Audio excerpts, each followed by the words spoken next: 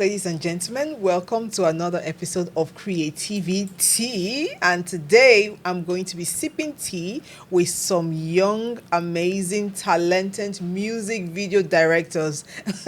They're in the house today, and I'm so excited because they're going to be dropping the tea on all things music videos and films. You've done films, right? Films, commercials, and everything. So just sit tight, grab your favorite mug, and let's sip together, okay? So today I have with me, first on my right, Unlimited LA, a very big name in the industry when it comes to music video. Ooh, big name. And on my left, I have another young chap with a green hair. And it's called Oludu Wave, right? An amazing music video director also in the industry. So you guys are so welcome. Thank you. I am so glad to have you guys here today, and I'm looking forward to discussing with you because the music industry is very exciting. So I'm looking to get all the teas today. All right, but I think we should start with getting to know you. Can you introduce yourself, your name, where you were born, how this whole thing started, Okay, how can I summarize all this one? Yeah, summarize it. Just summarize it. Okay, my name is Buhari Olalekan Oluwasegun. Please don't ask which of the Buhari. I was going to say it. Only you have Buhari. Only you have Oluwasegun. Okay. I was going to wait for you to say, let me ask you why. I'm Yoruba, born in Lagos. I'm from Ogun State, Abeokuta, but born in Lagos, born and raised in Lagos. Okay. I'm a music video director, filmmaker, colorist, editor, everything you can mention, all in production. And yes, that's pretty much. And you've worked with a lot of big names in the industry, Davido, Tiwa Savage, right? Technically, I can say I've pointed my camera at all the artists in Nigeria. Yes. Great. All right, so let's get to meet you, Oludu Wave. Who is Oludu Wave? My name is Oyefeso Oluwamayowa. I'm from Ogun State too, bros. Wow. Wow. Yeah, I'm a music video director, film director, and born and brought up in Lagos. Born and brought up in Lagos. Yeah. And you've worked with also a lot of celebrities as well, right? Yeah. So, but you were a choreographer, right? At some point, yeah. At some point, you were like a video vixen. I've done everything. I've danced, skates, choreographed, everything you can think of. Draw. So how did you go from there to being a music video director? I mean, I started with music. I used to sing, write songs. Oh, really? Then I went into producing beats and whatnot. So everything just led up to a point where I just fell in love with the visuals and just the creative side of things visually. And then I just decided that why not music videos? Did you go technical? Did you have to go learn it, or it's just something you just happened to know since you were already frequent to different sets? Not really. So I mean, growing up watching them do it, it's just already were inspired. So I already had an idea of how I want to go about things when I start doing my own thing. So I just self-taught to an extent. Also, I wouldn't say being on people's sets did not play a major role in and there was a point where I don't know if you know how AJ Film works. Yes, I know AJ. Yeah, there was a point where I was like a runner on AJ's set. So just being around, running errands and stuff. Being around, I learned some things. A lot of things. Yeah. Great. That's amazing. Now, Unlimited LA. Yes, what about you? What were you doing before you decided to do music? If you ask me maybe 15 years ago or a couple of years ago, I'll probably say I'm going to be an engineer, a computer engineer, yes. So, because I studied computer science in school, Lagos State University, and I didn't have any interest in filmmaking or music video. But should I say fortunately or unfortunately, I have a cousin. His name is DJT. I don't know if you Yeah, know who DGT is DJT is. popular. Yeah. So during my 5 years in school in Lagos State University, I lived with him. So, like just in the house, you're not doing anything. Yeah, follow me on set. So I was on set when they shot Dongolo the Banj, if you know the Banj Yeah, Dongolo, yeah. Two-Face Sidibia, Jimmy Jat Style, Daria Talade, lots of commercials, Glow, MTN, like GT used to do heavy then. And I just realized that at the end of my 5 years in school, I already knew everything when it comes to production, when it comes to the lights, when it comes to lenses, when it comes to grip and everything. I knew everything because I was like he said, I was like the runner. I was even below a runner, like because I'm family. At the same time, everybody just pushing me around. I say, go and buy this one, carry this one. So I did that for like 5 years. So after school, how Nigeria be now, no job, you're just looking, and I just realized that hold on, I can actually operate a camera. So DJT also runs a rental company. So Okay. when people come and rent some of the equipment, I will be the one to follow the equipment them. out. So I remember one scenario one day that they rented DJT's, I think, lights and cameras and all that. So I was there, and the people on set, the director, the artists, everybody were just doing anyhow. They didn't have an idea of what they were doing. This one was just running up and down. Someone was putting light. They were not organized. So I saw, and I hate it when production starts going apart when I'm on set. And I know that these guys must have spent a whole lot of money. So, and I told the director that, you know what, while you guys try to sort out the next scene, let me just take few shots for you, just in case, like, you guys don't. So I took the shots, and that was it. Couple of months later, the artist, I'll tell you his name is Black Magic. He just reached out to me on Facebook and said, bro, let's say now you handle camera for my video shoot. I was like, who is this? Then he sent me the video and said most of the shots that were used on the video was the one I took. He now said, you know what, I want to redo the video. That can you come and direct it? I said, they owe me direct video. I don't know. So he told me he just wants something simple. So I called Clarence. Me and Clarence are very close because Clarence used to work with DJT. Yeah. So I called Clarence and said, bro, make I come use your studio now. I took DJT's equipment and all that. So, and that was it. I shot Black Magic's first official video, which is Rainbow. I shot it and I looked at it and said, this thing is simple. This thing is so easy. And that was it. That was how I started. I said, maybe I should just try to, start shooting music videos. So before then, I had already started operating cameras for directors like Chesson, Akiala B. I can't really remember, but Chesson, I shot a couple of things for Chesson back in the days too. So yeah, and fast forward to 2024, here we are. Yeah.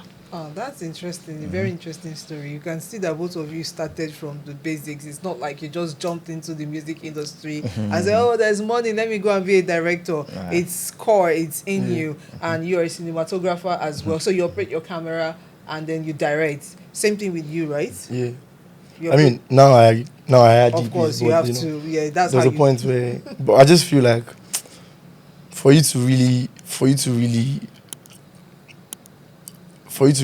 to an extent, to really be in charge, right? You need to kind of know the basics. Yes. And when of I say be in course. charge, I don't mean boss people around. I just mean like for you to know what you want. You are here, and it's not as if the DP is taking some shots and you're like, whatever it does now, you don't even know how to direct the DP to take you, but because you've done it, you know how to do it. So yeah, I think I totally understand, and then people can't even push you around because if you don't know the basics of everything, they can come and tell you, oh, this thing is 20 million, and you be like, what?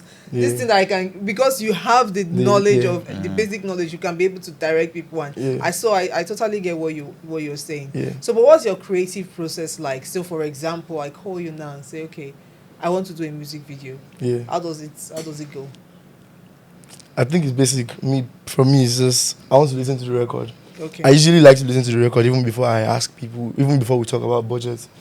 I usually want to know because sometimes, we usually have like rate cards. I'm not gonna like go below so amount to. Sometimes it's just because of standard, but sometimes it's like it could just be a thing of more. If I charge less, these people feel think say I no get value. But for me, I usually just want to listen to the song, let the song direct what it is that we're doing. So if it's so simple, we don't need to, I listen to the song, we come up with ideas. Sometimes the artist too can be a part of the process. If you really have me, I usually even like to ask artists, is there something specific that you would like to see? Yeah. Like, have you been seeing some videos that are busting your head that you've seen yourself in that light? Some things that you would. So, I don't, because obviously you have your own vision. So I don't just bring my own thing. So putting your own and my own together is just gonna make it stronger. That's the core of being a creative. It's not really about what you want. It's Yeah. about what the Person, client wants. Yeah. So it's you helping the client bring their Achieve, yeah. vision to life. That's Yeah. that's interesting. What about you, Unlimited Daily? What's your own creative process like? It's technically the same, Okay. but I always now I always look at everything from a business perspective, and I will, because I run a production company, so I always tell artists that, look, your budget is not too big, it's not too small, Right. but I'll make you understand that these are the things you can get with this budget. And also, you can't really quantify creativity. I can decide to spend less and go big on creativity in a Creativity, project. yes. So I always let artists understand that right from time I'm not a very good businessman, but I'm business oriented when it comes to talking to clients. I'm very transparent. I let you understand that, look, however you want to do it, because at the end of the day, which a lot of people don't know, the rights for the visuals don't belong to me. Yeah. Yeah, so immediately I take that money, Yeah. and that's the end. You sold it. I sold everything to you, so I'll let you know that it's still your material at the end of the day. So whatever you invest in, it still comes back to you. It doesn't come to me. So yeah. So, but apart from that, it's technically the same thing. Same thing he said, like listen to the record, come up with ideas. Yeah. Okay. He said something about business wise, charging below a certain standard makes it look like you don't know what you're doing. So is that a thing in the industry? People don't want to charge below a certain standard so that they don't look down on their craft, or is that a thing? Well, it's a thing too, but for me, I'm as expensive as you can afford me, and I'm as affordable as shooting free videos. I've shot a lot of free videos for artists. You have to collaborate sometimes. Yeah, well, it's mainly because I just like the song and I like the artist, because apart from directing videos for you, maybe like 3 videos or 4 videos, and you have one song on your album you don't really like, but man, I like it. I say, yeah, bro, don't worry. Do a very good video for it. I've done it plenty times for artists. So, I mean, I understand the budgets when it comes to, because there's a whole lot of things involved in production. It's not just, because you're paying these amounts, you just feel you're paying the whole world. No. There's a chain of command. There are different departments that needs to, and everything will function with funds. So yeah, I understand when people don't go below certain budgets, which is that's very responsible of them. Yeah, because you want to keep a certain style. Because if you look at the music industry now, the music videos have evolved. In fact, we had a discussion with some film directors earlier, and they were using the music industry as an example, saying that it's where it's supposed to be at the moment. Like you can basically just say, I want to achieve this. Yeah. And you can achieve it. Right. So music video has gone to a certain level. So are you guys under any pressure not to go beyond certain standard? Maybe, okay, no, we can't go beyond this standard. Are you under any pressure that way? I don't know if I'm making sense. Oh yeah, of course. Right? Bro. No, I make bros. I don't think so. I think the standard is what you make it. Okay. Because if you go outside the country and say, maybe go to the US, for example, look at directors like director X and these guys, the same set of cameras they're using, that's the same thing we're using here. So the creative process is just different. And you see a whole lot of, just like the Afrobeat movement is, you see a whole lot of artists tapping into the Afrobeat movement. The same things that are coming to Nigeria to shoot their videos. So there's no cap to it. You can't really cap it and say, oh, okay, you can't go beyond this. The standard is what you make it. Okay, let me ask the question this way. Do you have a unique style of shoot? Because that will also depend on how you charge. Do you have? What would you say differentiates your own style of shoot from every other person? At the end of the day, we can. Okay, let me put it like this. My friends, my colleagues, my, people like Clarence, Ajay, Adasa, we can produce a music video to look like each other's work. Let me give you an example. Okay. I can decide to direct a video that looks like Clarence's work. Of course. Clarence can do what will look like mine. I can also direct a video that looks like Ajay's work. Right? Because of how we came up. So once you have that with you, you also have your own unique style of doing things too. Not that you can't swing around and say, oh, okay, yes, I want to do that, I want to do this. So for me, I would say it has to do with the song at the end of the day. Okay. So there's no really a unique style, but you always have like a signature. That's what I'm saying. So what's your signature? I can't even say, oh, this is my signature at the end of the day, because I for one, I love interesting videos. Okay. I love so videos. You like to be diverse. You just let the music take you. Yes, I like videos that are interesting, funny, just have repeat value. Like you don't want to watch it just once and say, okay, that's enough. You want to watch it over and over again. Maybe you probably find something interesting or you laugh about something. That's me.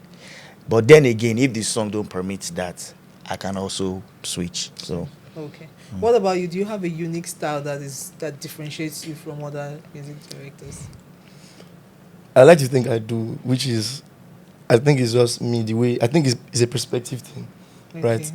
You can send a record to 10 different people, and I mean, obviously everybody's listening to the same thing, but maybe because of where I'm at the moment, the view, the food I'm eating at the moment will probably just like inspire, will make me will shape the perspective of how I kind of see it. So I think it's just me, where I'm at the moment, my mindset, the space I'm at the moment. That's what will determine. So obviously, that's already unique. Okay. You get what I mean? Because like I said, if you send it to 10 different people, they are in 10 different spaces. They will come up with 10 different ideas. It might just be a love song, and everybody the song might just be about going back to your house. And obviously, the direction of every single video will be about going back to your house. But the route and whatnot, just the basic things will just be different because of perspective. I think maybe you guys might not know, but other people would know. Like for example, if I say Clarence's video, I know. Immediately I know. If I say your video, I know. Sometimes. Right? And I know people who say that, oh no, this is, before they even finish, like this is on. But then again, this is Olu. Yes, but then again, when you watch some videos, if you don't see the name of the director, maybe at the end, you know what is the end, you kind of won't know yet. You say, is this Clarence? Maybe, yes, is this Gambit? No, but for the most part, most people, so that's what I'm saying about you being able to switch. Yes. Okay, so I think my next question now is going to be a little bit direct, because there's something I've been wanting to hear from you guys that you have not said. Okay. So let me just go direct, right? TG Omori, for example, say he cannot charge less than, is it 100 million? Yeah. And then a lot of people think that, okay, maybe the reason why he's saying that is because his own style of shoot is heavy on sets. Right? So those kind of sets he's building will require you to spend that amount, of money. So that's why I was asking, like, okay, there's something that determines the standard. And I want you to react to that and also tell me what you think about the 100 million naira budget for a music video. Just like what I said earlier, like it could just be where I'm at. It could just be what I'm saying. Maybe for someone like TG, this is how he likes to approach his stuff. Yeah. So he doesn't care about what you are singing or who you are. he wants to approach it the way he approaches it. Just like I said, what makes it unique is me. What makes him unique is him. Is him. That's Okay. that's how he wants to approach it. And if that process is going to cost 100 million, you're going to pay him 100 million or go somewhere else. Yes, yeah. Because that's how he wants to do his own thing. And as a creative, that's just what it is. You have to do it the way you want to do it. Even though, like, I'm telling your story for you, but you came to me because of Something. something. Yeah. So I'm going to give you that thing. So if me giving you that thing the way, with my own process, is going to cost 100 million, pay me 100 million, I'll go elsewhere. Do you get what I'm saying? For some other people, for me, it might not cost 100 million. For another person, it might not cost 100 million because of the way we like to approach it. But for you to go to TG, it means you like that approach. So he has to keep it. He has to keep that standard. If that's what it is, I mean, that's how I see it. That's how you see it. Yeah. Okay, cool. Right? Yeah. Then again, how much is 100 million? That's like $70,000. Yeah. It's not that much. Yes, especially if you want to compare it to how much they spend abroad for shooting videos. Yes.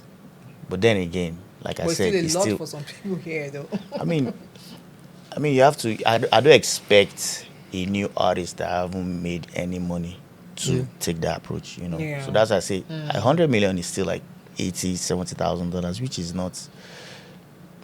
not a lot at the end of the day. Yeah. But it's not just for category some Depends. category of artists. About this, yeah. Okay, cool. So who's your mentor, limitedly? Yeah. Both abroad and in Nigeria. Who's your mentor? Okay. DJT, obviously. Okay. He taught me like with DJT. I was lucky to start it from shooting with film, the 35mm camera. So he taught me how to pull focus.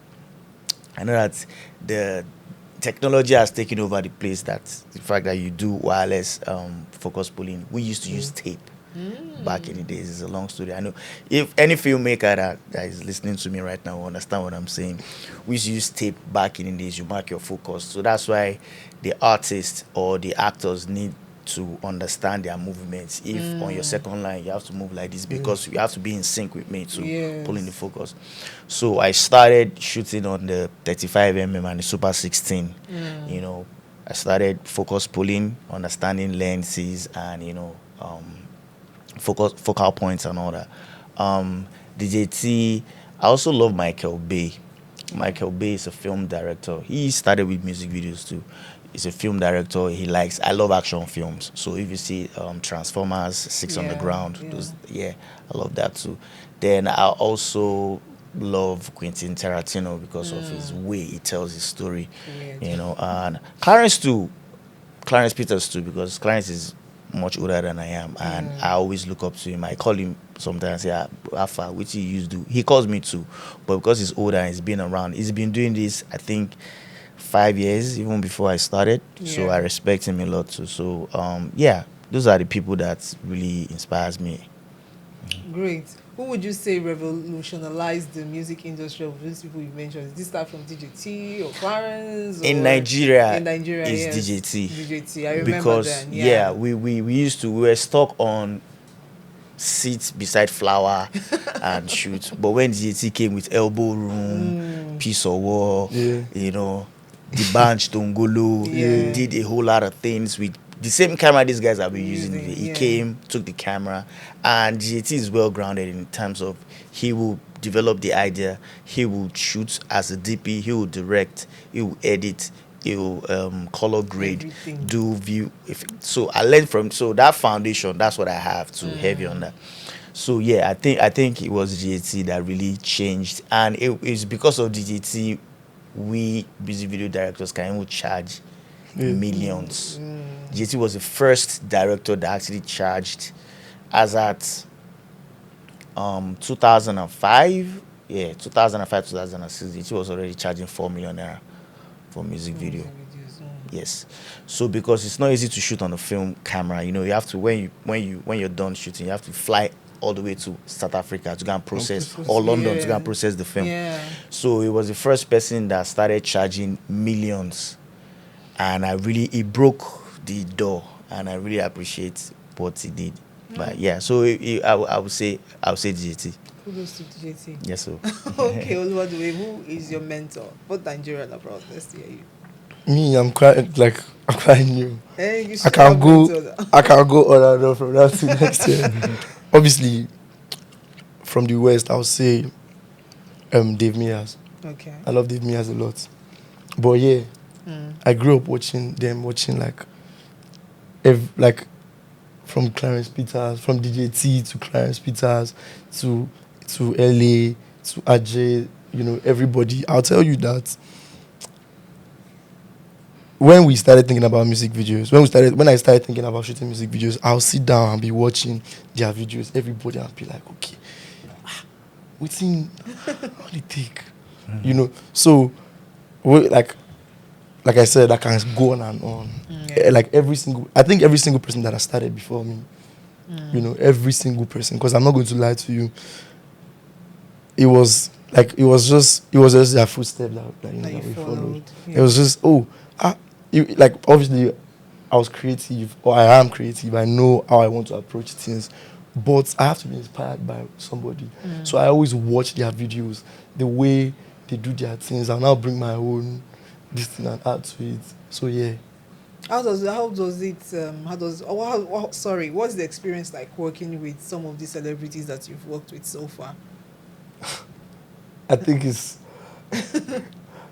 everything bittersweet, crazy, Give nice. us the details. Give us the tea.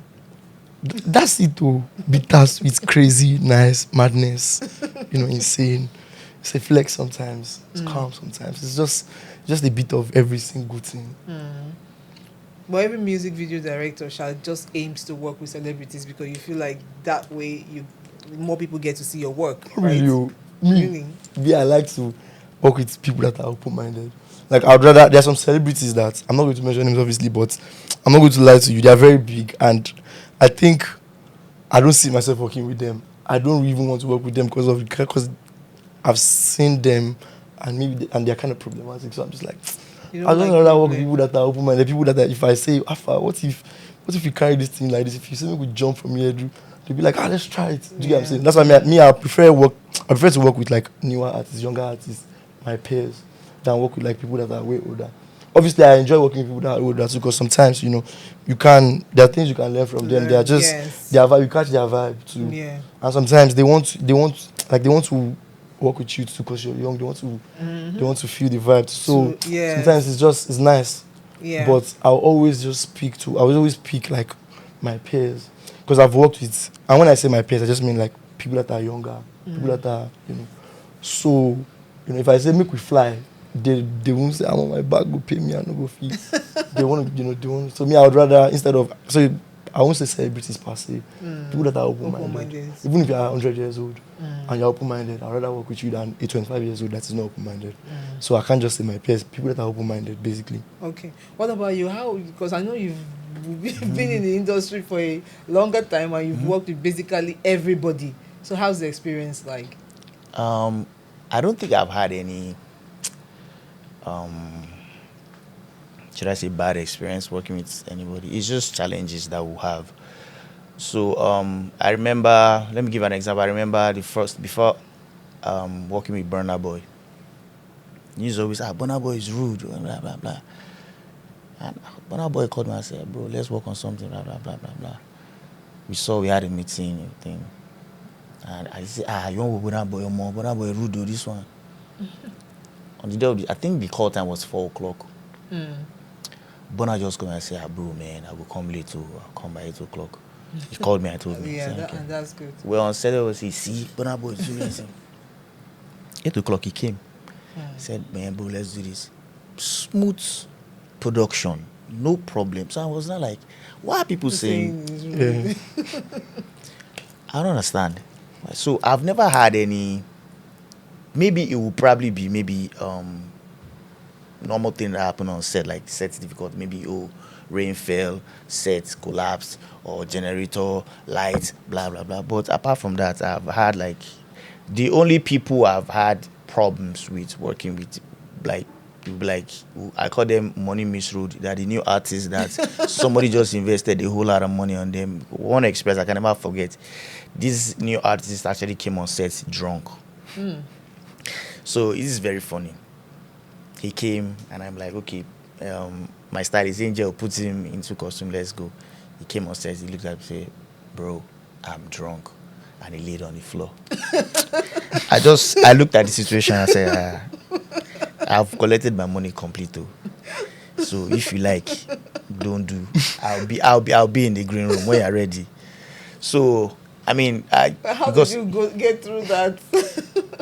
see, like I said, he paid my money in full, so it's on him now. His drunk self. I mean, I had like girls on set. They had to hold him up for him to sing. It was, you know, because I know that these guys actually don't have any ambition to push this thing. I don't know why. Sometimes I don't wonder. I don't know why they spend so much money in producing a music video. But I'll do my job. However, you look drunk in the video is fantastic. It's your material at the end of the day. So yeah, but apart from that, all the artists I work with from DJ. Okay, I had a challenge with DJ when I shot DJ's first video. Or I think all the outfit they brought for her was too big. You know, DJ is very skinny, so you have to wait like 12 hours 12 hours. for them to now recreate our outfit. So apart from that, I mean, it's always a small experience with all the artists I've worked with. Have you had any challenge like I have the you. drunk guy? I do, because I've had many challenges, but like you said, they're not necessarily bad experiences. They're just like Yeah. challenge. They're not necessarily like bad experiences. They're just challenges, and for the most part, you just learn from them. Okay. Right, moving forward. So me, I've had many challenges, obviously, like from artists to whatever, but No interesting one like the drunk guy. So very interesting story. I mean, I've had cases where like we've sent out treatments and they've approved, and on the day of the shoot, they'll come and be like,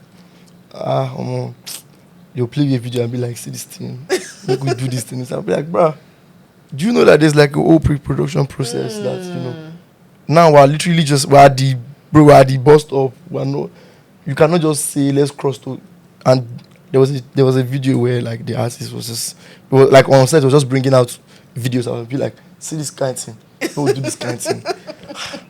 So we have to find a way around it, because it's like we're already here. Yeah. And because I didn't want it to get to a point where we'll now start arguing and stuff. I was like, you know what, we're here, we have to do what we have to do. If this is gonna make you happy, let's do it. Like at first I was like, nah man, bro, this is what we're doing. We're here, we're doing this. So he was yelling. He was like, bro, I pay you money. You don't tell me this. So it got to a point, my AD now came to me. I was like, Olu, why do we have to? Let's just do what, It's like, you know what? I always talk about being open-minded. Let's find a way around it. We found a way around the first one. We were supposed to shoot the second set. He came in. Funny enough, he came in. I was like, man, this thing fine. You find past the thing where you even do your treatment. And then after like 15 minutes, he came back again. I was like, Afa, see this thing. Why would we turn this thing to this guy? I was like, bro, it's literally impossible. Just like, it's not. Like, cause it was showing me something that they did with a green screen. And we built a whole set. Yeah. I'm like, bro, it's not possible. He said, no, bro. I'm trying to tell you, this thing now. So I now have to break it down to him. Say, they paint this thing with, see this, make I explain. Then you go call painter, they go paint this place. Then they go replace them for VFX. Send me, they call the painter and I make the painter paint. After like 30 minutes of back and forth, let's do it for him, no problem. Let's just get out of this mess. Wow. We literally had to, a whole set, we literally had to break the set, paint green screen. I called my VFX, I was like, see, this is going to cost you extra, so. No, I'm not sure that money can't be the problem, let's do it. We did it. Third set, came in. Like, it was already shooting. Funny enough, it was already shooting. He just called, yes, Safa, that thing we were talk about. And for like 10 minutes, he was looking for the thing. He came, see this thing. This thing, they give me that vibe. Make we do. Like, yo, that was one video. Funny thing, like, at the end of the day, I gave him his video. I didn't put my name on the video. Because I just wanted to disconnect from it. Because I gave it to him, and everybody was happy. Have you been in that kind of situation where you have to remove your name from a video because you don't want to associate with the outcome? No, I don't think. I think maybe I'm lucky enough to work with artists that are disciplined. Because do you choose artists you work with? I mean, from the conversation, because I always tell people that I'm very experienced. I've been around since 2005, so I'm very experienced. So from how you're talking to me on the phone or how your messages are, I will know. So sometimes I prepare myself and say, okay, I'll give an example. I shot the band Emergency when we had the meeting. I said, the band, you know what? I don't want you to show in this video. I don't want the video to be all over you. I just want to create like a dance drama around the place. And he loved the idea. I said, yes, I know we just did the video, me, I just did the background, the sing. I said, yeah, we all agreed, everything, storyboard, perfect.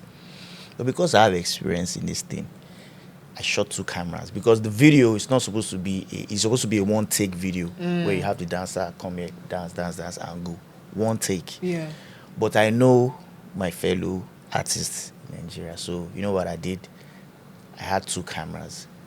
I just stationed one camera to shoot his close up all through the video. And I did what we agreed. To do. But I just shot that for safety. Now when the video is ready, sent it to him. I think I went to his place, played it for him. Everybody, mad video, fantastic. He now said, but Ellie, so I no go come show for this video. So, because I know that artists, once something is fantastic like that, they want their face to be all over the place. And I said, but he said, but how? And maybe because they don't know the creative process, they just think there's a miracle that you can. Yeah. I just told him not to worry. So and I took it back home. I had to edit again his own close up and put a stamp on the video. Say, hey, I be this. You know? So I mean, I'm always prepared for that kind of situation. Imagine if I didn't do that, we'll not be going back and forth. Now say, oh yeah, we'll move, you know. But I know these people, so I always prepare. I mean, it would have been nice. So I think for me, that experience, I never had a conversation with the artist. I was talking to his manager all through. So on the day of the shoot, it just popped up and. Don't worry, it's not. Okay, then again, I don't usually talk to the manager of the artist. I talk to either 2 people, either the CEO, the investor, or the artist himself. Is it because you've been there for a long while and then you have access to these people? Because you know when you're just starting, it's different from when you already have a name. Do you get? Well, I mean, I always tell them, even if they come to me as a record label, I say, look, who is the investor? Who is your CEO? That's who I'm talking to. If the artist is the CEO, nice. I don't talk to artists. I don't talk to artist manager that will not be related. No. I just tell them that no. This either I talk to the artist or the investor. Okay. It's better that way. Maybe you start doing that now. I mean, I would love to, but sometimes, you know. Yeah. You know, I think for people like Ellie, they've been there for time, so they have like a whole different workflow and stuff. For people like me, it's like a different pipeline. It's like, True. you know, so if I try to do it the way Ellie does it, I might like, True. I might, do you understand? That's I very true. get it. So I sometimes, get it. I usually I even prefer talking to the artist because that way, you know, we're on the same page. Because sometimes I think the executives don't get it. They don't get it, You know, creatively. Yes, so I love creative talking part, to the artist. But sometimes, you know, some artists just send their manager and they don't really want to have a conversation. Yeah. But that worries me because as an artist, you are a creative. Yeah, you know, So sometimes. you need to speak to the other creative that is helping you bring out your vision. No, sometimes, right? Some people, I think, like I said, it's just workflow. Some people don't really, they are not big on that side of things. Like on their visuals, visual side of things, they're not big on it. They just, they feel like they've done their part with the music. Okay. Oh, now I trust the people to handle. So sometimes, I've had situations where the artist will be like, Baba, I don't watch your videos.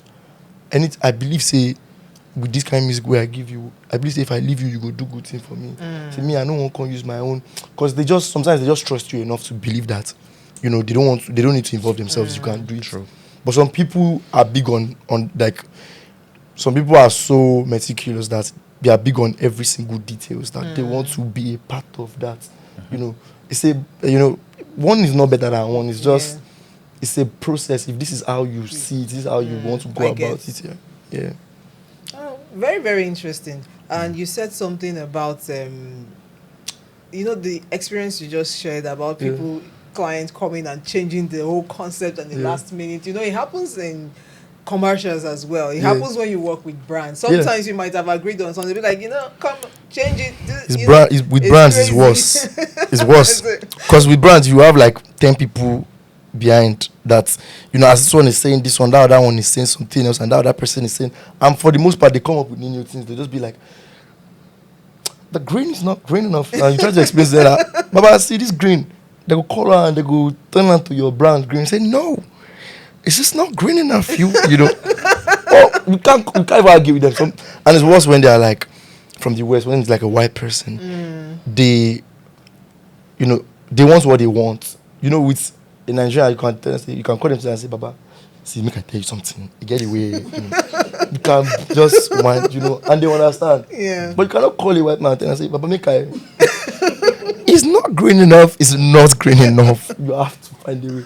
So I think with brands, I'm not big on commercials. I don't like commercials because I'm bigger on like the creative side of things. So I like being free to express You like myself. being artistic. Yes, but with brands, They right? can be really artistic. Like you guys can, like I said, you guys can agree, and 10 people. It's different when it's just 1 or 2 people that are saying, "Oh, this." You can still conversate with them and tell them. But when it's like 10 different people saying this, that, this, and that's not the end of it. When you now send out the project, another 10 different people too that know nothing about the whole process, the creative industry and the creative and what and the goal. Like they probably did not even see the treatment. Yeah, it's probably just the CEO that just say, I want a Lamborghini, I don't want a Dodge. So now you've shot this thing. This man did not see treatment. You guys agreed to use a Dodge. But now he says he wants a Lamborghini. He's the owner of this company. What will you do? We have to now look for a way. And those guys will come to you and say, they want a Lamborghini. And I was like, for this vision, that Dodge shape for just sweet because I want to do VFX with the body of the Dodge. That man does not care. That man just wants his Lamborghini. So, at the end of the day, the thing comes out, it's nice. But I'm just not satisfied because and we agreed to do this thing like this. And this thing, it's better, like it's different when it comes out and it's nicer. But when it comes out and it's just like messes up the whole vision and they're like, So for me, I like, some people prefer commercials because they pay more. They pay a lot more. Yeah. But me, I'll say, it's not as if I don't like money, but make I see my work, make I happy. Me, when I started music videos, I didn't even know people paid the amount of money that they paid. I was on set one day and they mentioned, I was on AJ set and they mentioned the budget. I was like, this one they crazy. Why you go pay this kind of money to shoot video? And like, this is my field. I'm planning to get into this field. Instead of being excited that, they paid out that amount of money, my first thought was, why would somebody pay that amount of money? So they had to break it down to me. Someone has break it down to me, say, calm down. See all these people where they here. This location, this clothes where all these girls wear, this car, this thing. So when they started breaking it down, it now made sense to me. I was like, okay, okay, now why did he pay that kind of money? So I didn't even know, to be honest, I didn't even know people made money from music videos. It was the idea of shooting videos, bringing ideas to life. That was like what excited me to, want to do this thing. So later in life, when I found out that you could make money, I was win for me. Like they make money, they do this thing I love. Yeah. That's nice. Yeah. What about you, Unlimited Daily? Do you have? Let me put my own question like this to you because I know you do commercials, right? What's the difference between directing a music video and directing a commercial? Okay. In order to avoid what you talked about, like having like 10 people talking. So when I meet with this client, I turn off my creativity. You turn it off? I turn it off. I go into the meeting and create as a sales rep. Like, look, I want to sell this cup to you. I'm not going to go there and say, how can I shoot this cup in a fantastic way? No. How can I shoot this cup so that I'll be able to sell to people? So because most of the time, these guys just want to sell. They just want sales. They don't want anything creative. They just want to, if they say, buy gala, 20 naira, They just want to promote that gala, Gala 20 20 naira. naira. That's all. Don't tell me you now fly a drone, I will now throw the gala and now spin. No. Was that a good thing or a bad thing to you? I mean, it's business. Oh, okay, yes. At the end of the day. So I don't. So when I walk into those meetings, I'll say, I don't. They always have like creatives in the. I don't talk to those ones. It's the marketing department that I'm more particular about. And they will not drink the Coke and say, Coke is sweet. See, Coke is sweet, right? I mean, yes, I cannot. I won't start creating totally something understand. because once you Yes. create this fantastic thing, they will like it because it's good. But at the end of the day, the person that either approves money or say is a go is not creative. You just want to see that say people go see na 20 naira they sell this thing. That's his mind. That's his mindset. So I put myself on that part, already. And you see, it might not be the most creative commercial, but is doing the work.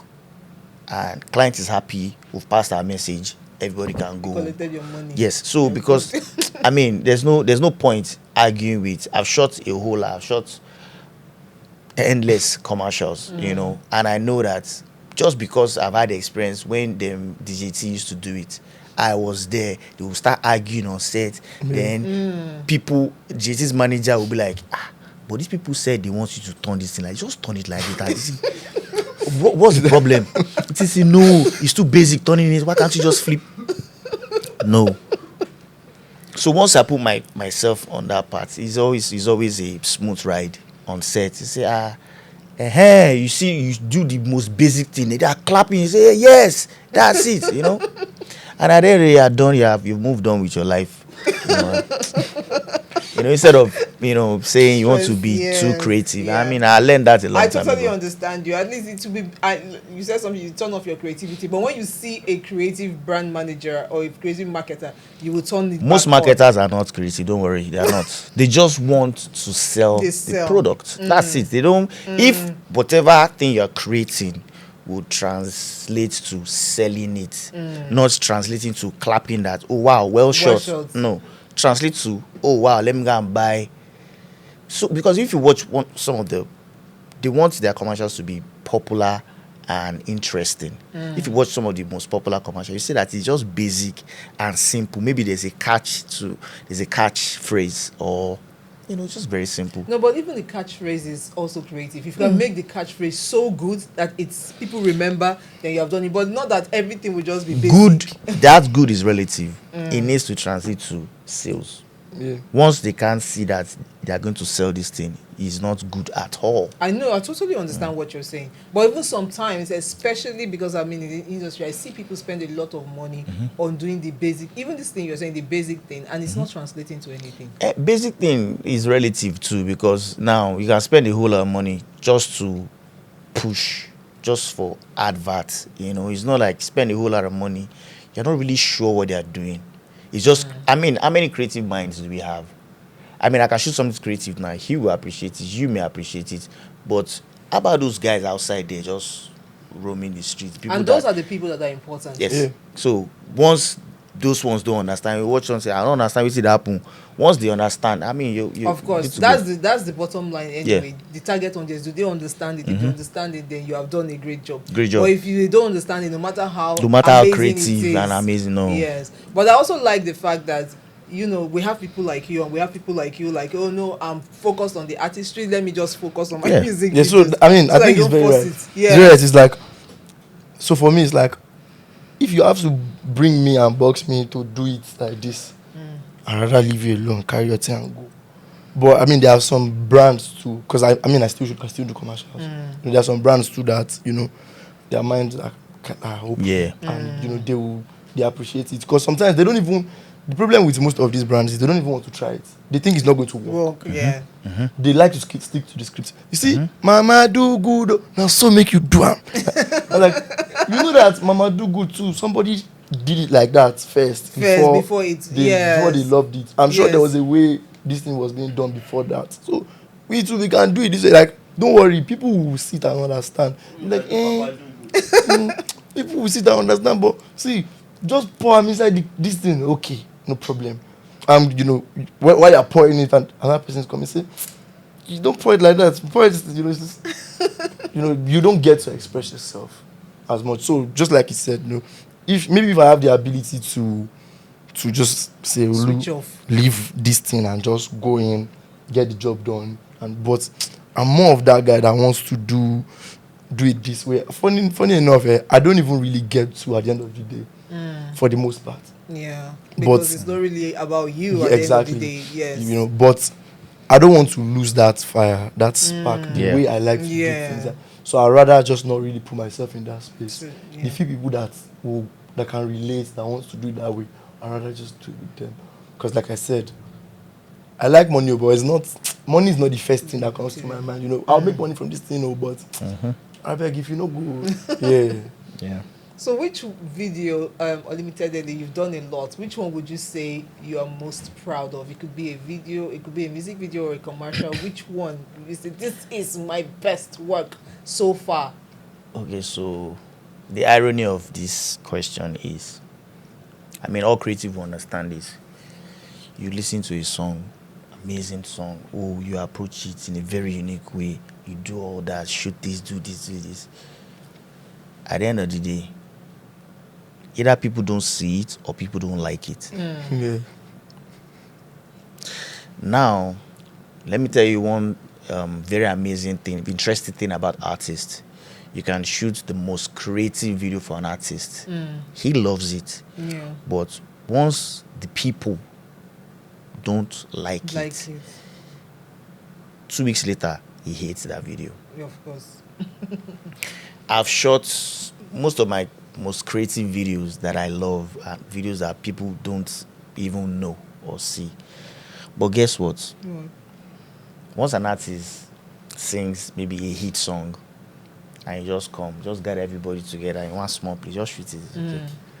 That's going to be the best video for the Yes, artist. so I've got 20 million views. 100 million. So, at the end of the day, what I did it translate to sales? Yes. That's why it's being loved.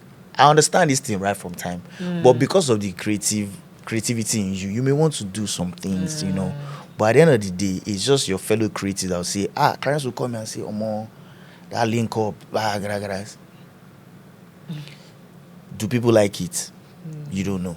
But just shoot Small Doctor in one place, just put Smooth, do 20 million views, 100 million views. You say, man, that video bad.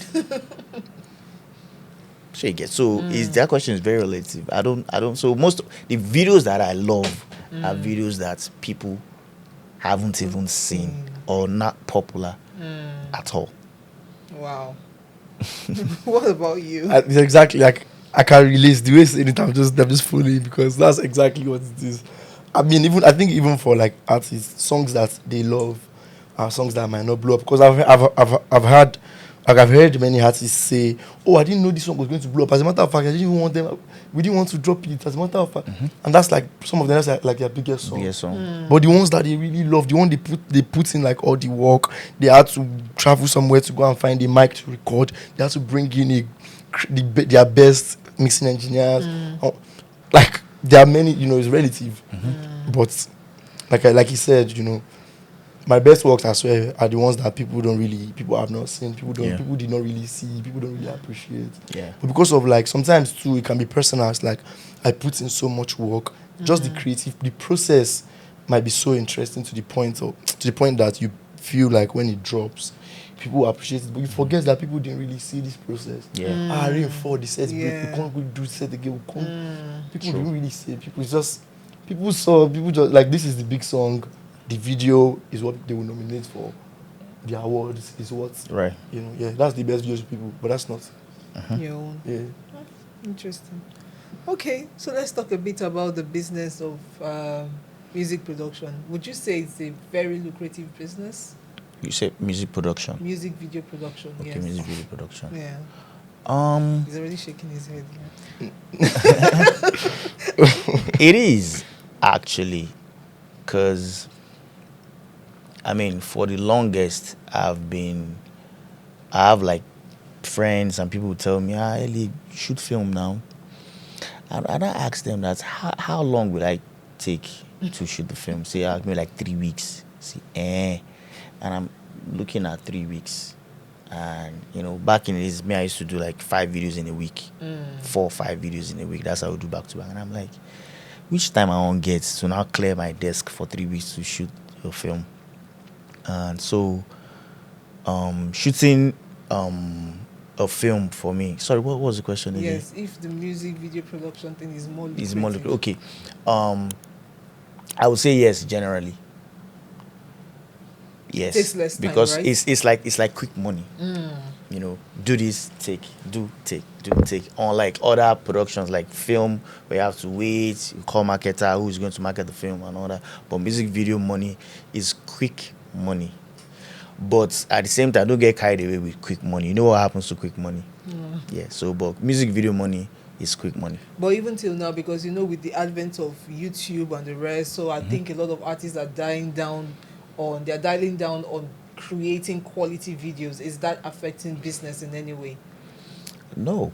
Okay. I mean, it's quick because they will always shoot. As long as they keep singing, and they will always want music videos. So.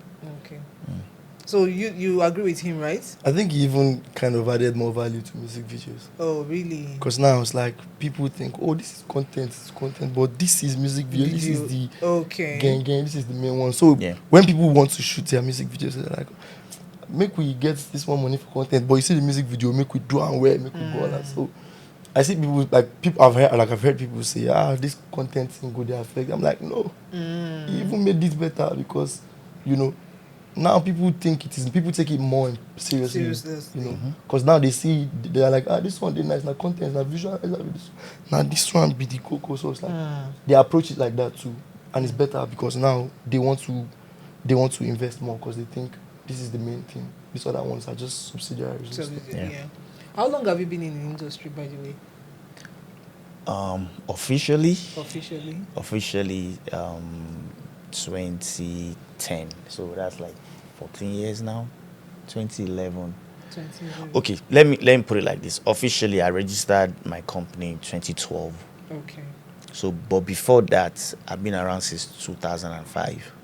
That's a long time. Yeah. So, but officially, when I registered my company, 2012, and that was when I started paying income tax on the company. Yes. So 2012. That's amazing.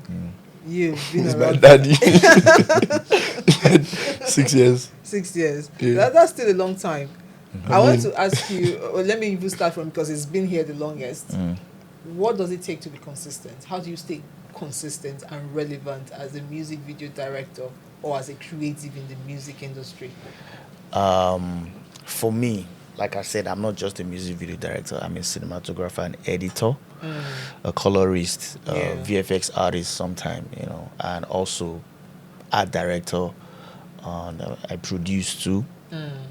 So these things are things that you always have something to do all the time. Because anytime I travel, I produce a couple of things. It could be like small commercial or music video. So there's always something to do all the time. Yeah. So that's how I stay consistent and relevant. Yeah. Oh, that's cool. That's a very, very good point for creatives out there. It's not just focusing on just one thing. Like you just said, he can do a lot of things, and that helps him stay relevant and stay consistent. So today your music video might come out, tomorrow another one will come out, and then again, produced. Because to add to that, I think like I haven't personally directed a video in like 3 years now, and nobody knows. Really? Yeah. So because I have like other people under me, and I just look and say, you work on this.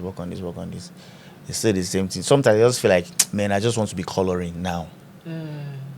Shoot this video, color. Sometimes I just feel like, man, I want to edit. Sometimes I just want to. I've been producing a whole lot of music video, but not directing directly. I just want to produce video. Okay, I'll do this. So it's always very interesting for me when I can switch up like that. Yeah. So what about you? How do you stay consistent?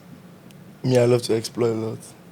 So I think in the process, I just still find myself, being there. So it's like I'm not intentionally thinking of, how can I stay consistent? everybody run now, make I start to dey run. Do you understand? It's Yeah. just I like to explore. So maybe while I'm running, I find out that more now running the work now. Oh, okay, me I'm just exploring. You know. So I think I just find myself, but that's not like I don't even really think about it. It's just I wake up in the morning. Oh, there's a song. I like to. They send me a song. I want to shoot that. Let's do this. You know, I just yeah. I think it's also what I get from you is that you always have this fire within you, and the fire keeps burning, and that's one of the ways to stay consistent. When you're always thinking, what else can I do? What can I explore? You know, that's the way for creatives to stay consistent, and that's amazing. I've had an amazing time with you guys today. Thank you. Do you guys have any advice for upcoming directors and musicians? Because you've worked with musicians too in the industry. Let's hear it all. Well, at this age and time now, we are in the era of is it click and share or like and share? Now it's not. So I always say creativity is like 20% of the whole thing.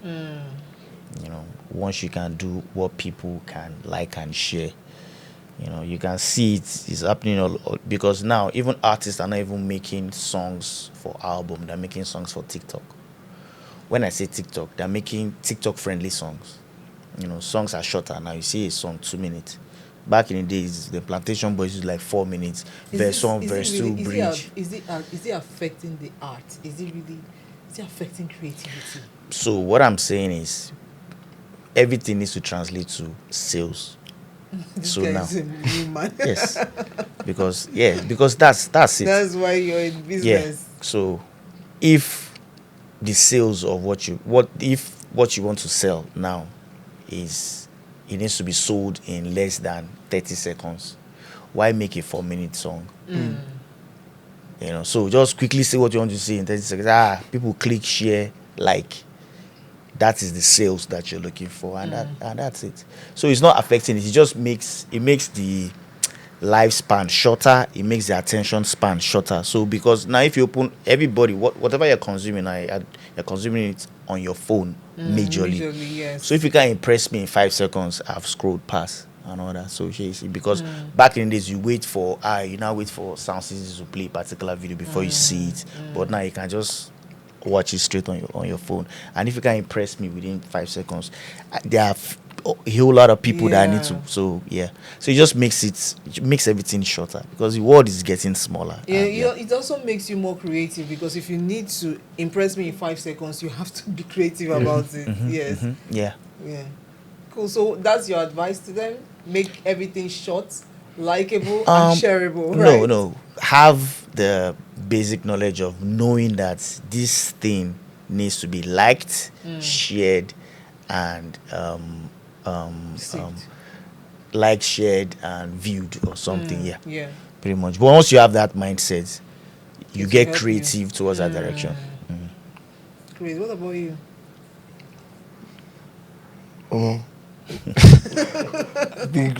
For me, like I said, I feel like, you know, don't conform. Just do your own thing the way you want to do it. But you know, you have to understand that they're consumers.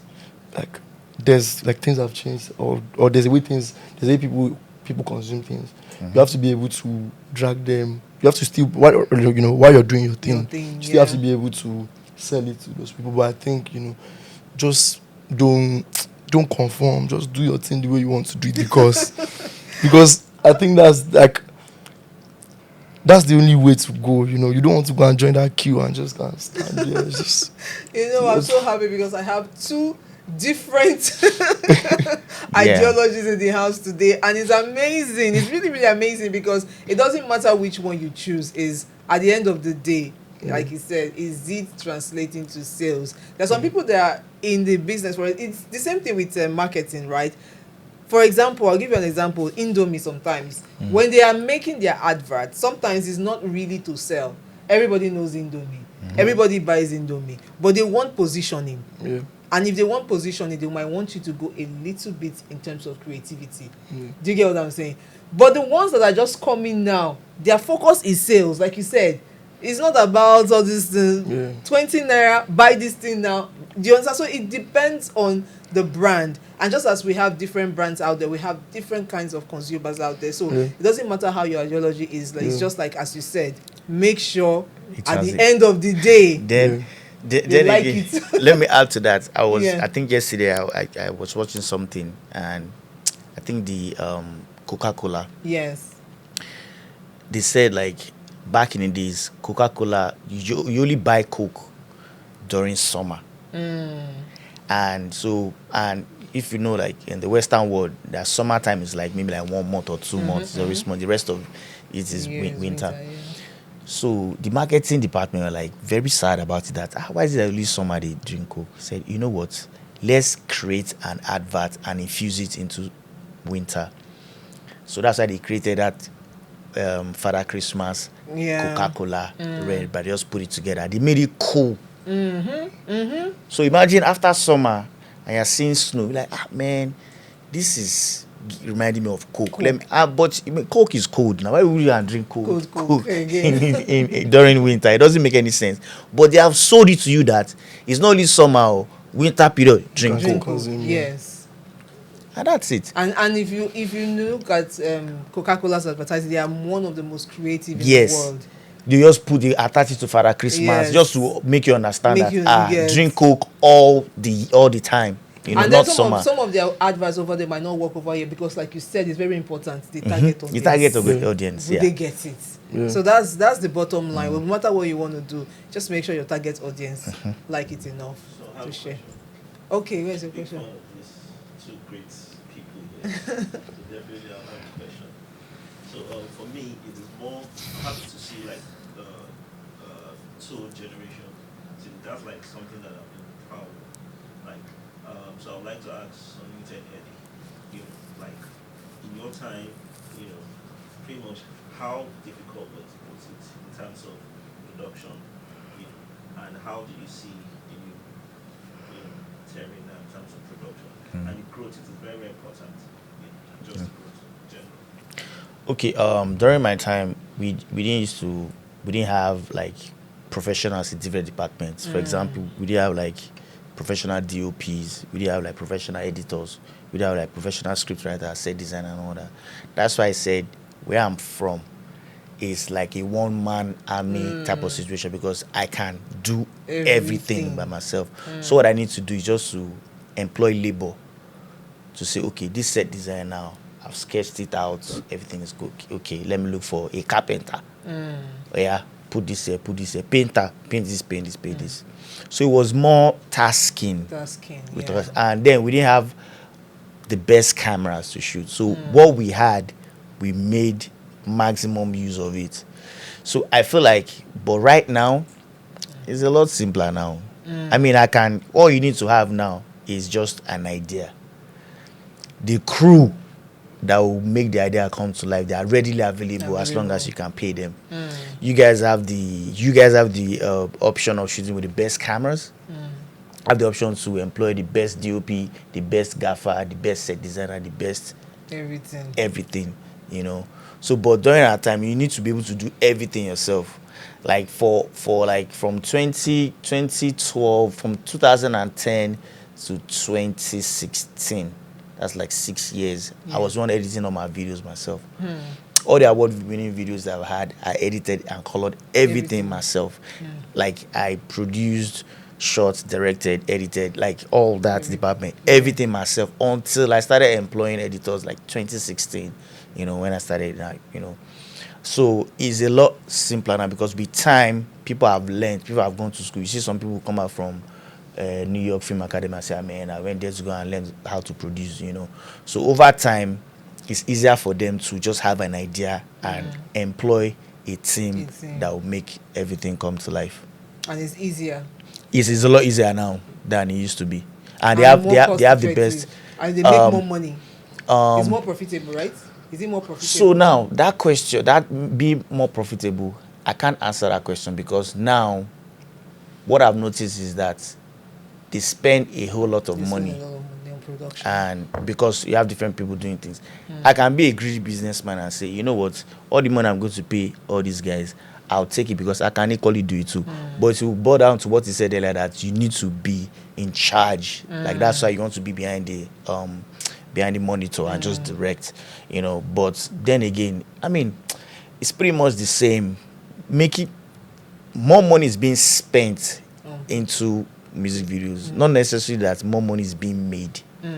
More money is being spent just because there's a chain of command and there's a whole lot of people you have to pay, So yeah, they have it easier now, to be honest. Okay, but one more question. So basically, do you what is the like positive that you could give in terms of creative directors now? Aside from the fact that of course they have it a little bit more easier, but I mean, how much respect do you have for them in terms of how they control the industry now?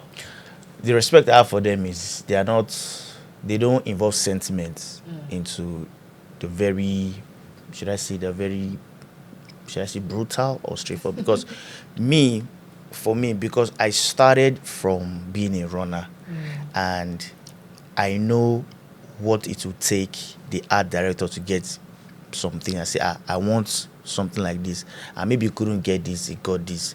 I'm not going to yell or be mad. I'll just look for a way to walk around. But what I've noticed about these new guys is, you want to say they want this thing, that's what they want. If you can bring something else, there's problem. But that helps in their deliveries too. Yeah. Because now I always tell people that I have a team that have been with me since like 2012. A team of people that I think a few directors that have like a whole team, like me, Clarence, maybe Ajay, I don't know.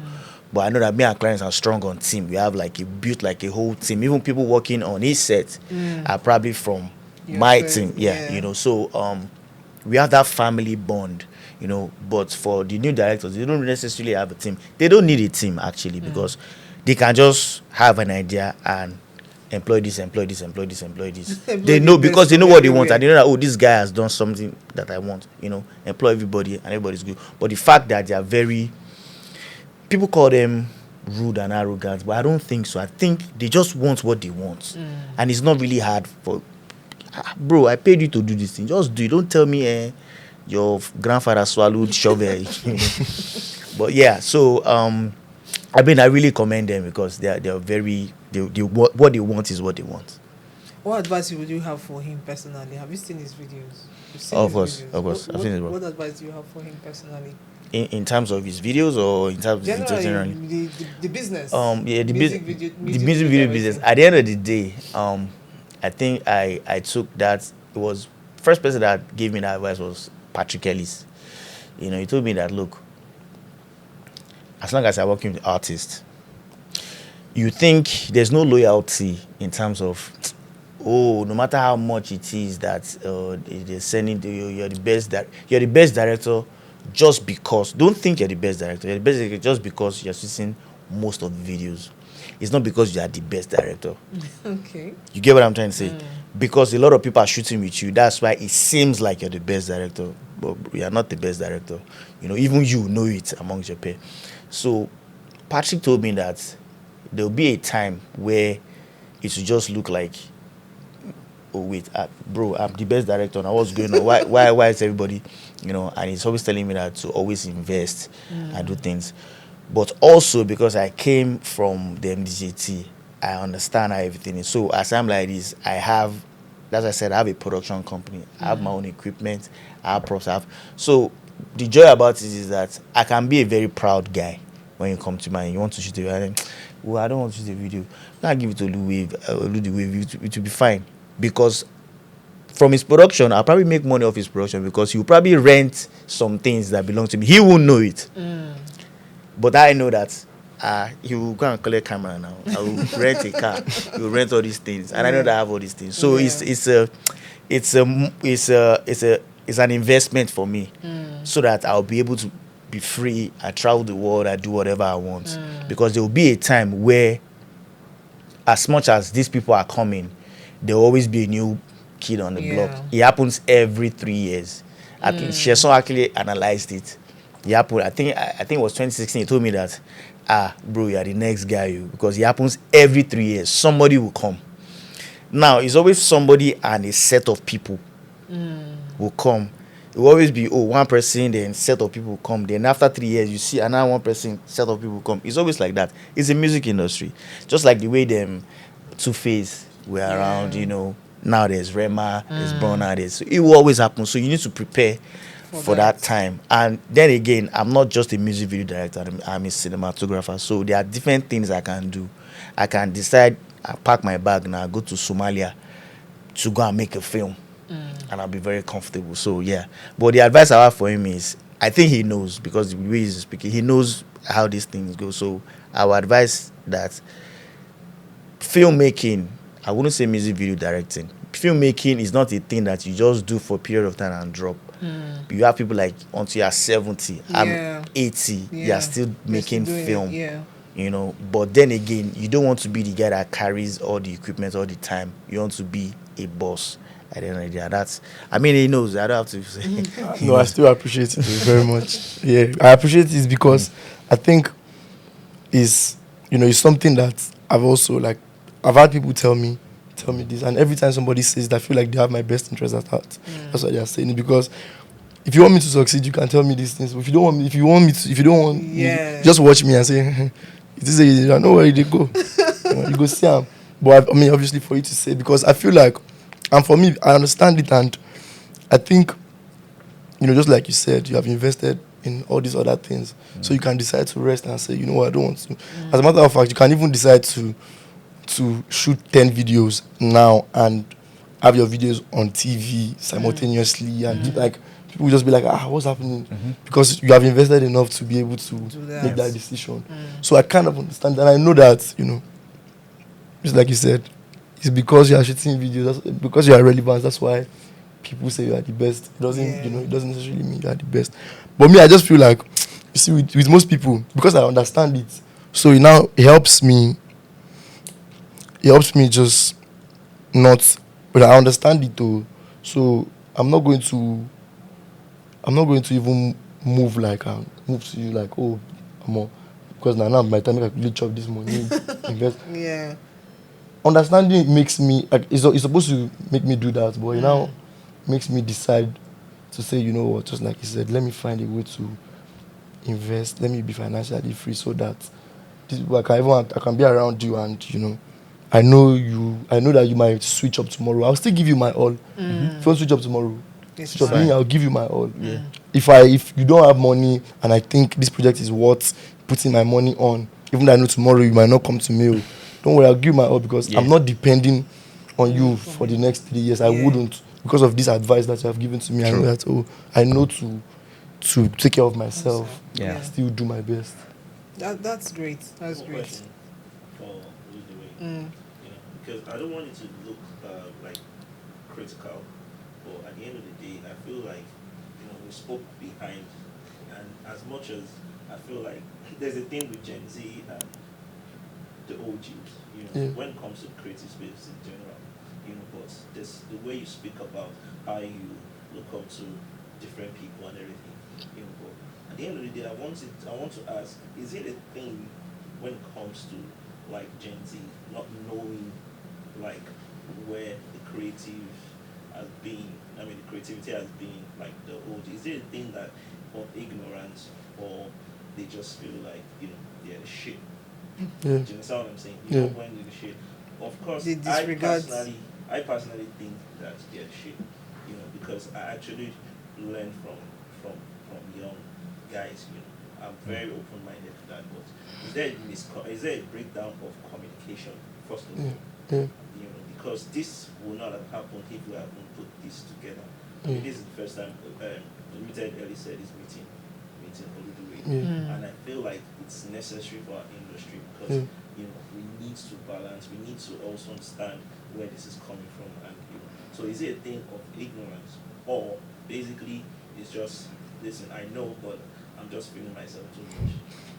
I think most of us are too excited. Everything is fast. If you work in the industry, you know how fast it is. And I think most of us are just very excited. We don't even we don't think about it. When we were talking behind the scenes, I told him something. He said, you know, the OGs now look at our generation and learn from them. I said, bro, it's an investment. They are like they are chopping from their investment. Yeah. Because from how I see it, right? If you people didn't shoot, if you people didn't set a standard that we now came, we picked it up from there, we're following, right? There's no, you can't come and reap from it. You people literally sowed a seed. That's how it is. Because, like I said, I want to enter I want to start shooting music videos. I had seen music videos that you have shot, clients have shot, all these other people have shot. That was what kind of inspired me to want to do this too. So if you come back tomorrow and you learn a thing or two from me, it is what you have done that have made me do this, that you're coming back to reap from, is your seed. Do you But understand? is this your own perspective? Oh, yeah. Or because he's asking if it's a Generally, general thing. Yes, because it seems you're Yeah. different in a way. Yeah. No, personally, I feel like you have to put things into perspective to see it.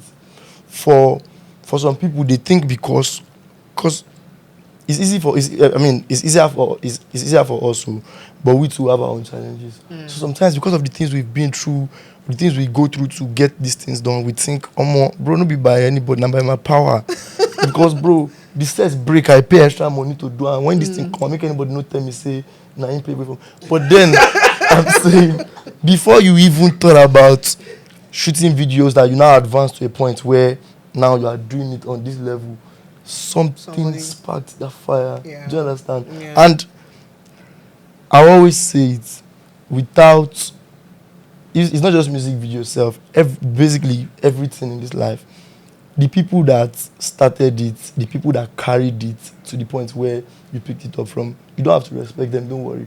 The time will come when you too, you sit back and the new generation will come, they will disregard and you'll be like, okay, you always feel it. You feel it. So for me, I think, generally speaking, we are excited. Everything is fast. We usually don't have the time to sit back and do that critical thinking to, like, let's go back to the roots. How more? So, we usually don't. But I think for somebody like me, the way I grew up, the way I see things, I like to think it is different because I've had conversation with my peers and I see their perspective. I'll be like, this is my own generation. We crazy. But personally, me, the way I grew up, I know to put this into different perspective so that I can, just so, that way we're not, and I would say that they are not necessarily ignorant. They just don't know it yet. But eventually, everybody will know. Eventually. So, yeah, it's fast. We're excited. That's why. When everything slow down, everybody will get it. You guys offended? Because even you are, I don't still see you as an OG because you're still in the game, right? But you guys get offended by some of this disrespect sometimes. Like you feel like, this Gen Z is their own too much. Does it really affect you? I don't think I've ever encountered anybody disrespecting me. I don't think so. Okay. But I just hear from, like crew members say that, oh, this person is so rude. And I'll be like, what did you do? And just because I did not, I say, look, it's changed now. These guys want what they want. That's why their work is good. It's me, I'm understanding. Just because I'm understanding. They are not understanding. It's okay. Because, but think about it. They paid you to do this thing. But you are thinking, maybe I can't. No. Do what you were asked to do. So I think a couple of people, I don't go out much. I don't, places that you get to meet everybody, I don't go out much. I think a couple of people I've seen, I think I met CG once and twice. Then I met Damage Switch to K. I think I met K once too. Most of the time I don't really know these guys. Like him, I know his name, but if I see him on the road, I don't think I'll recognize him. So I'm missing him here for the first time. I think Kems too. I saw him at a place. He came to me and said, he said, Kems, yeah, I think I know your work, because I know most of their work, but I just don't know them in person. And they're not, like, even if you go to their page, most of them don't really post their pictures. It's work. So I don't really know what they look at. But I don't think I've ever been disrespected by anybody. Oh, that's cool. I think, but it is very needed to have like this type of Conversations. and even more of community whereby we can also like talk about things. Because why I talk about ignorance sometimes, it's true that when you don't know where you're coming from, when you don't hear stories, real life stories, you don't understand it.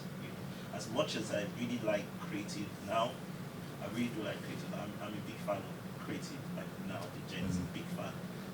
I get that they have it more easy, but then, like you said, I said it to him too as well. They are always very, very precise about what they want. Something that I kind of lack. I'll speak for myself way back then. But at the end of the day, I think there's a way the community is needed for us to, have a conversation. Yeah, I think was it last year? I think it was 2 years ago. Me, Clarence, Gambit, we all had like just like a get together with everybody, and now we invited people. Udiawa, do you remember Udiawa? Udiawa, is it Emeka Obefe? Those guys. We actually, because now Woody didn't know that I'm one of his biggest fan. He doesn't know me, but I know him.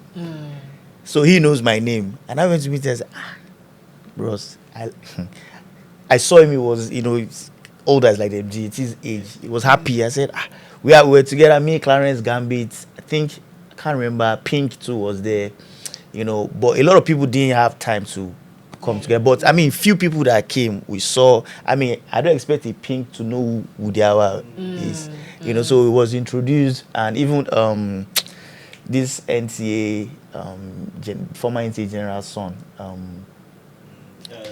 he used to be a rapper. Yes. Ego, Tosin Ego, he was there too and all that. So I think I like that idea of putting everybody together. But at the end of the day too, you can't really pressure anybody to come anywhere if they don't want to come. But I mean, the people that came through, we appreciated everybody, and got to introduce you at talk. Yeah. Cool. So thank you so much. It's been an exciting episode. Praise, where are their gifts now? We have some gifts for you. Oh, really? Yes, just to say thank you for coming. Thank you. Thank you so much. I really, really love this, and I'm sure a lot of creatives out there would benefit from this episode. So I hope we were able to make you like in 5 minutes, like Unlimited said. I hope you're able to like, share, and comment in 5 minutes. Thank you so much for coming, guys. So this is courtesy of Imperial Cosmetics. Okay. Yes, thank you so much. Thank you very much. Enjoy the products, and then please be ready when we call on you again to come back Anytime. in the next season, to Anytime. talk about more stuff that's going on in the creative industry. Thank you so much, guys. I really thank you very appreciate it. much. Okay, so thank you so much, guys, for watching this episode of Creativity. Until we meet again, keep learning, keep having fun, and keep sipping on Creativity. Bye.